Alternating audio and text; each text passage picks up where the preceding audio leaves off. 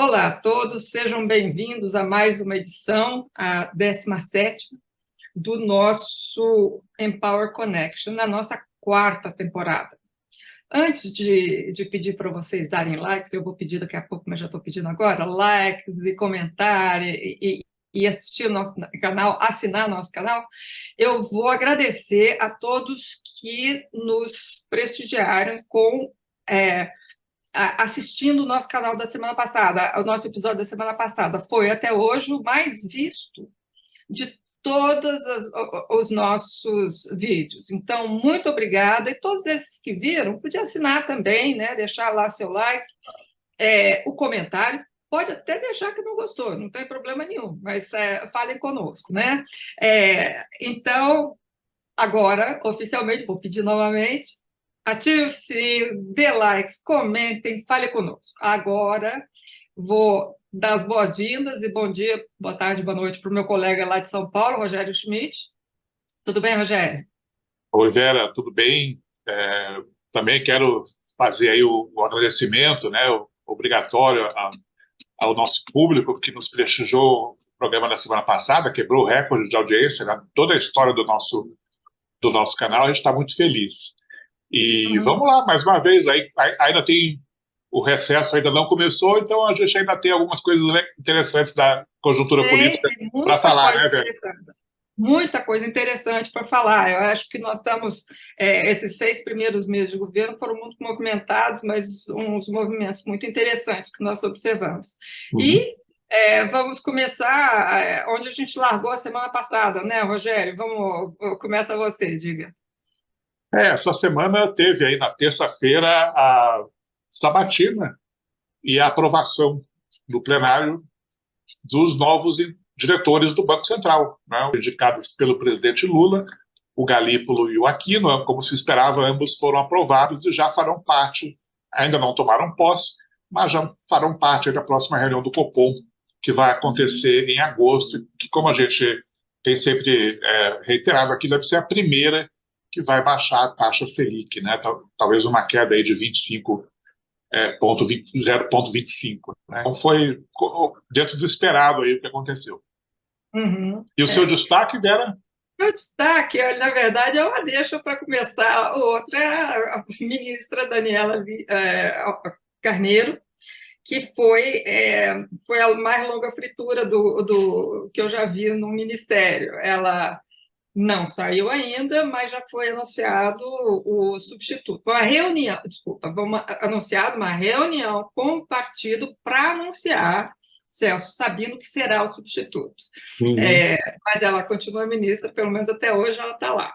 Já fez uma festa de despedida ontem, quem sabe no nosso próximo episódio nós já tenhamos um novo ministro do turismo, mas eu não ouso mais cravar nada, porque nós já cravamos isso. Mas isso tem a ver... E essa, desculpa, Vera, essa seria a segunda troca no Ministério do Lula, né? Sim, A sim. primeira, lá em maio, foi a substituição do Gabinete de Segurança Institucional, né? Saiu o general Gonçalves Dias e entrou o general Amaro. Né? Então, essa seria agora a segunda A troca. segunda. A Mas primeira de uma pasta, digamos, com caráter mais político, né? político, e realmente houve um furo na segurança no 8 de janeiro, mas a de hoje, né, do turismo, é por um motivo político puro, para poder agradar o Centrão, né, União Brasil, para, vamos dizer assim, comprar fidelidade nas votações com o governo. Então, a gente já entra no assunto da semana, que já tem sido, também foi destaque nosso não sei quantas vezes, da reforma tributária. Você gostaria de começar comentando, Rogério? Sim, então, acho que foi um fato político da semana, né, Vera? Ontem, quinta-feira, a Câmara dos Político de décadas, vai lá, Rogério, vamos lá. Não, a gente estava até brincando antes de começar a gravação, né, que desde que a gente se entende por gente, a gente ouve falar da importância de fazer uma reforma tributária, de atualizar aí a legislação tributária brasileira, e agora esse projeto estava sendo aí debatido desde 2019, é importante, um projeto que nasceu no Congresso Nacional, né, depois aí de várias reuniões, audiências públicas, enfim, comissões, grupos de trabalho, né? Finalmente foi levado à votação agora, essa semana, ontem, né, quinta-feira, na Câmara dos Deputados, é uma PEC, é uma mudança na Constituição, e foi aprovado aí com um quórum extremamente elevado, né? O governo também, no final do processo, o Ministério da Fazenda, o ministro Haddad, o presidente Lula, também se empenharam na aprovação, mas não é um projeto do governo, é um projeto que veio lá do Congresso e foi aprovado em primeiro turno com 382 votos, o mínimo é de 308, né? Então foram mais de 70 votos acima do necessário, e no segundo turno caiu um pouquinho para 375 votos, né? E na oposição foram 118 votos na primeira votação e 113 na segunda. Então, agora ainda sobraram alguns destaques aí que estão sendo votados agora na sexta-feira, a gente ainda não, enquanto a gente está gravando ainda, essa votação não aconteceu, mas acho que provavelmente os destaques vão ser todos rejeitados também, e a reforma tributária vai para o Senado. Lembrando que é uma reforma tributária basicamente sobre o consumo, né? Uhum.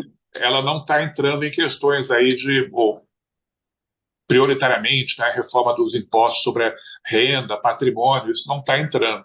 Só basicamente uma reformulação aí dos impostos sobre o consumo. Ela evitaria, quer dizer, evitará, se tudo correr conforme o esperado, o efeito cascata, porque daí ele é tributado no Estado, tributado na hora do consumo, então vai um imposto em cima do outro. Em tese, terá só um imposto que será na ponta do consumo, não na ponta da produção. Exato. É, acho que são duas mudanças importantes, né? Quer dizer, você mudar a tributação da origem para o consumo, né? Acabando, ou teoricamente reduzindo, pelo menos, a chamada famosa guerra fiscal, né? Isso. E o segundo é a simplificação, né? Então você teria um único imposto sobre o consumo federal, que substituiria aí 3 ou 4 impostos que existem hoje, e o único imposto sobre o consumo que seria compartilhado entre estados e municípios, que Sim. substituiria hoje o ICMS e o ISS, né? Então, mas tem também um monte de exceções, alguns setores aí que teriam regras próprias, ainda depende de muitas leis complementares que ainda precisarão ser votadas, né? Tem um prazo de transição até longo, né, Vera, para que tudo isso seja de fato implementado.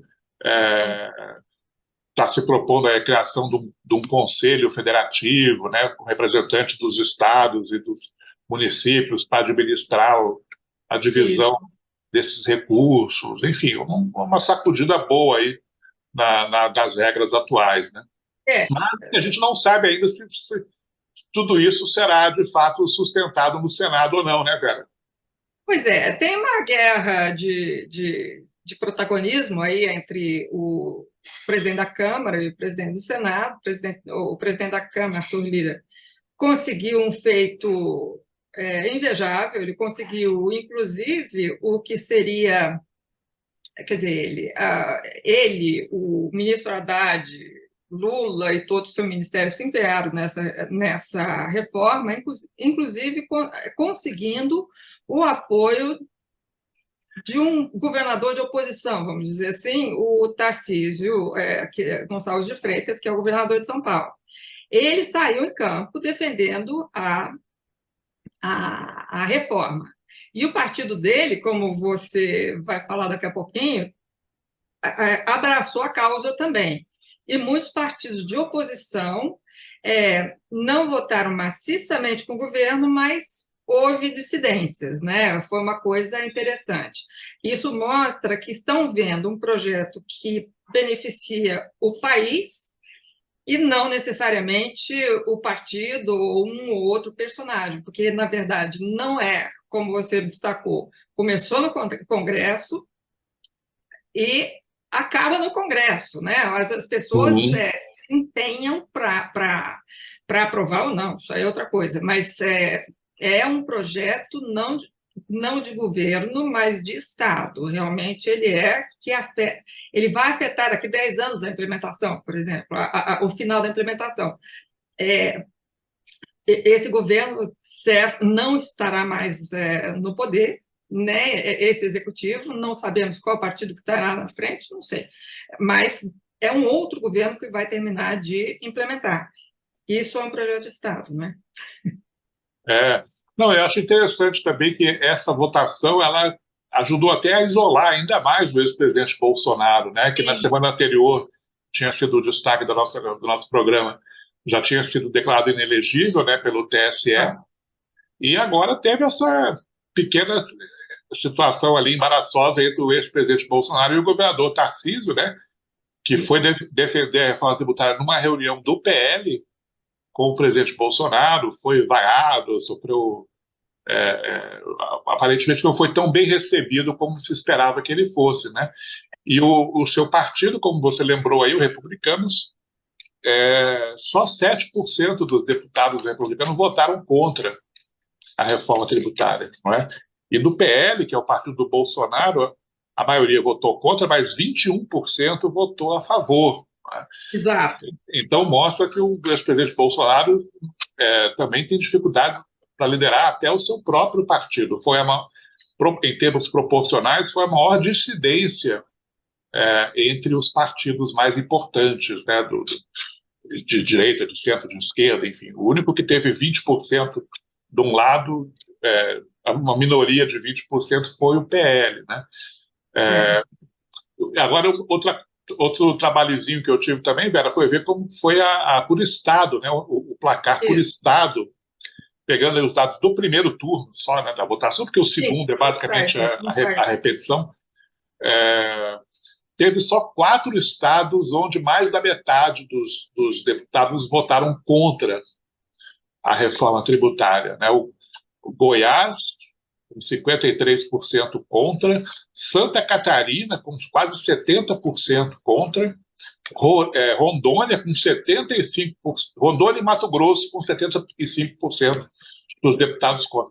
E esses 4 estados são os 3 últimos, né, principalmente, são governados por governadores bolsonaristas, né, ligados ao ex-presidente Bolsonaro. Né? Mas nenhum deles tem uma bancada muito grande, então o placar, como a gente viu há pouco, ainda assim foi bem folgado. Né? E teve estados também que deram 100% dos votos a favor da reforma tributária, principalmente na região Nordeste. Né? Então, vamos ver aí no Senado se isso pode ter alguma. Porque no Senado é justamente a casa, né, dos interesses federativos. Né? Então, Sim, vamos ver se é. essa mesma clivagem se repete lá também. Né? Mas foi uma. Não vai acontecer, a votação do Senado vai ficar para o segundo semestre, a gente ainda não sabe quando, É. né? Pode ser que demore um pouco mais e depois, certamente, o Senado vai mexer, não vai fazer questão de mexer no texto e vai voltar para a Câmara para uma segunda análise. Né? Sim. O que não é ruim, porque tudo isso aperfeiçoa. Uhum. Quer dizer, a tendência é aperfeiçoar o texto, né? Só que o Brasil tem pressa de se modernizar. Então, vamos ver qual vai ser o meio termo aí da modernização e do aprimoramento do texto. Eu queria só destacar nesse assunto que o União Brasil, já com o anúncio à noite, durante a votação, né, de que haveria tal reunião entre o ministro Padilha e o presidente da União para anunciar Celso Sabino como ministro, o União Brasil, 11 deputados votaram, eu fiz diferente de você, só peguei os números, Uhum. 11 deputados votaram contra e 48 votaram a favor. Qual é a porcentagem? Você viu aí? Dá 18% também contra. 2% contra. Quer dizer, já melhorou bastante a porcentagem do que vinha acontecendo antes, porque estava tendo uma briga aí entre Davi Alcolumbre, que fez as nomeações, e o presidente e o líder do partido na Câmara. Bom, no Congresso. Falando em tudo isso, nós ficamos sem a votação do CARF e do arcabouço fiscal esse semestre, né, que termina hoje. Quer dizer, hoje É, não. semana que vem ainda é semana de atividade legislativa, né? Talvez até o governo possa tentar votar o arcabouço e o CARF na semana que vem, mas a própria ministra Simone Tebet, por exemplo, já falou que não seria grande os problemas se esses dois projetos fossem votados só em agosto, depois do Uhum. recesso. Acho que o ministro Haddad tem mais interesse em votar logo, né? Mas, É. enfim, acho que vai ser o Arthur Lira, ele queria essa semana, ou anunciou que essa semana queria votar tudo, né? Mas a reforma tributária acabou sendo aí exigindo, Sim, né, mais esforço, e é o tema mais importante de todos mesmo. realmente. É. Então, vamos esperar isso para a semana que vem, né? Quer dizer, o semestre que vem. Você Ah, mencionou recesso, não vai haver recesso oficialmente, mas vai haver um recesso branco. Isso aí, uhum. recesso vai haver, que eles não vão trabalhar, eles não vão. Então, isso aí já é ponto pacificado. É, Mas vamos ver, né, Vera? Porque pode ser que tenha algumas outras mudanças no Ministério, na esquadra dos ministérios, né? sim, Esses partidos aí do Centrão que estão se aproximando mais do governo, né? Tipo republicanos, principalmente, que parece que está de olho no Ministério dos Esportes, né? isso. O, o PP do Arthur Lira, que parece estar de olho no Ministério do Desenvolvimento Social. Então, podemos ter aí pressões, né? Também para que o presidente Lula continue é, mudando, né, o seu ministério. Claro que a prerrogativa é só do Lula, né? Mas, enfim. Sim, mas olha, o nosso presidencialismo é muito particular, né? É um presidencialismo híbrido, porque ele não consegue é, governar nenhum presidente sem o apoio do Uhum. Congresso. Isso aí não tem como. Então, ele tem que acomodar o Congresso para garantir pautas importantes do governo. Por mais que todo mundo fale que é um toma lá da cá, e é a forma que se consegue, né? É o presidencialismo de coalizão. Então, continua firme e forte. E reforma ministerial, eu já vou falar tributária, faz parte do processo político aqui. Isso aí, Sim. ele queria esperar essa reforma para começar a fazer. Na verdade, ele queria um ano, mas um ano não vai rolar, né? Mesmo que ele faça mudanças pontuais aqui e ali, não aquela reforma, mas ele vai ter que mexer, sim, né? Vamos ver quais, né? Já falou que a Nise pode dormir tranquila e acordar tranquila, que ela continua ministra, mas não falou por quanto tempo. Então, vamos ver, né? Porque o ministério é dele. Então, saúde, por enquanto, está tranquilo. Ministério do Turismo, Embratur, por enquanto, está tranquilo, mas não sei, né? Você ia falar? Não, só para concordar com você, quer dizer, nenhum presidente chega ao final do mandato com o mesmo ministério do início, né? Não. E uma das variáveis aí é justamente essa, é acomodar os interesses partidários, né? Hoje você tem esses dois partidos que estão entregando votos para o governo, mas que não fazem parte do governo, né? Oficialmente, que é o Republicanos e o Progressistas, né? Então, talvez aí seja interessante para o governo aumentar um pouco não, né? Seria um aumento aí de quase 100 deputados na base, Sim, na base é bem governista. expressivo. Dá muito mais folga para o governo aprovar e adiantar pautas que interessam, né? Uhum. Eu queria só falar uma coisa muito rapidamente sobre uma agenda internacional. O Lula assumiu a presidência do Mercosul agora, essa semana, por 6 meses. E, de cara, ele e o Mercosul já discordaram de exigências da União Europeia para haver algum acordo entre Mercosul e União Europeia. Uma delas, a mais gritante, foi que só faria um acordo com países ou com blocos que não apresentassem nenhum tipo de desmatamento até 2020. O Brasil está fora. E outros países da América do Sul, do Mercosul, estão fora também. Então, já caiu por terra o acordo que interessa ao Mercosul e interessa à União Europeia. Mas por que é importante o Lula estar na presidência? Porque agora ele vai participar da reunião que vai haver agora na Europa, eu me esqueci exatamente onde como presidente do Mercosul, e não como presidente do Brasil. Ele vai ter que ter uma postura menos de palanque, como ele tem usado até agora, de agradar a plateia. Ele vai ter que agradar os países membros, né?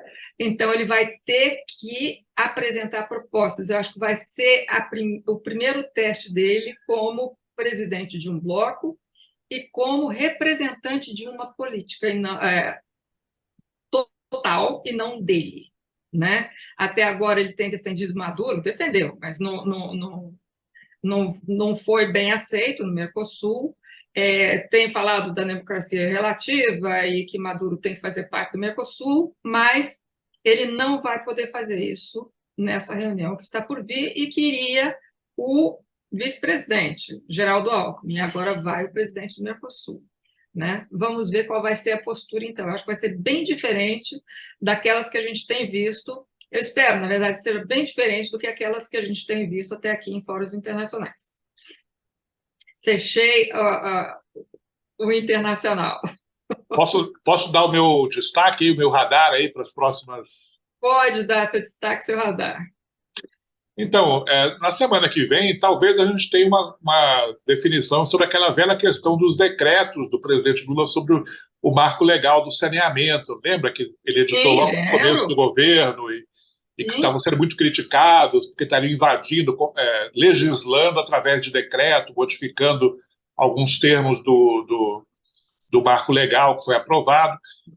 A Câmara aprovou um decreto legislativo revogando o decreto do Lula, e agora o Senado está ameaçando votar esse mesmo decreto legislativo na semana que vem, derrubando de vez os decretos do Lula.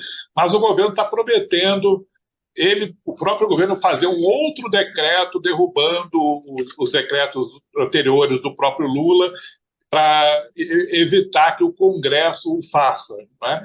Então, esse jogo de cabo de guerra aí deve ser resolvido semana que vem, mas tudo indica que essas mudanças que o governo pretendia fazer no marco do saneamento vão cair, né? Seja com a derrubada do decreto do Congresso, seja com o próprio governo revendo a sua posição. Sim, e meu destaque continua sendo negociações, quer dizer, vai ser negociações do governo principalmente com a Câmara, com a Arthur Lira, para resolver votações importantes, como do CARF e do arcabouço fiscal.